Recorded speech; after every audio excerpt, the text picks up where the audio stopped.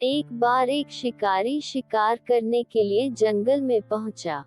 उसने अपने तीर पर बहुत ही खतरनाक जहर लगाया और शिकार को निशाना बना करके उसने तीर को छोड़ा, लेकिन उसका तीर चूक गया और तीर एक पेड़ पर जा लगा।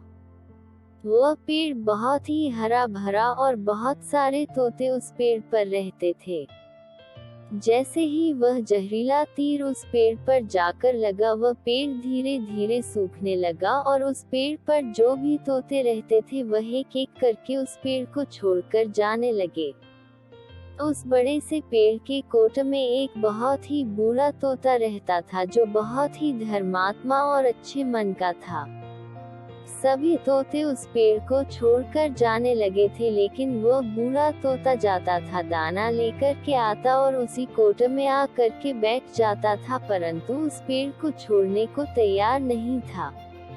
बूढ़े तोते के साथियों ने कई बार आकर के उसे समझाया कि यह पेड़ सूख रहा है और किसी दिन गिर भी जाएगा, चलो किसी और पेड़ पर चल कर रहा जाए, परंतु वह बूढ़ा तोता वहां से जाने को तैयार नहीं हो रहा था।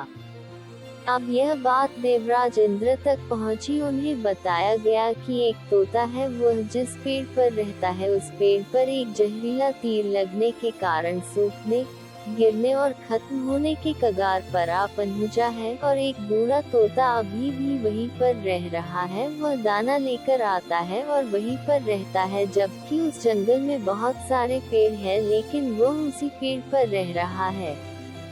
देवराज इंद्र प्रकट हुए और उस बूढ़े तोते से कहने लगे कि आप बहुत धर्मात्मा हैं, बहुत ही अच्छे मन के हैं, लेकिन आप इस पेड़ को छोड़कर किसी और पेड़ पर चले जाइए, क्योंकि यह पेड़ कुछ ही दिनों में गिर जाएगा।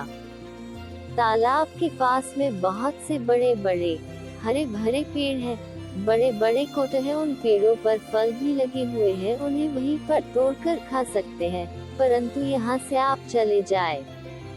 तोता बोला, माफ कीजिएगा, इस पेड़ ने मुझे जीवन दिया है, शिकारियों से मेरी रक्षा की है, हर मौश में मेरे साथ रहा है, ये कोट मेरा घर है, यहाँ मैं पला बड़ा हूँ, इस पेड़ को मैं छोड़कर कैसे जा सकता हूँ? इस पर संकट आया है तो क्या मैं इसे छोड़कर चला जाऊँ?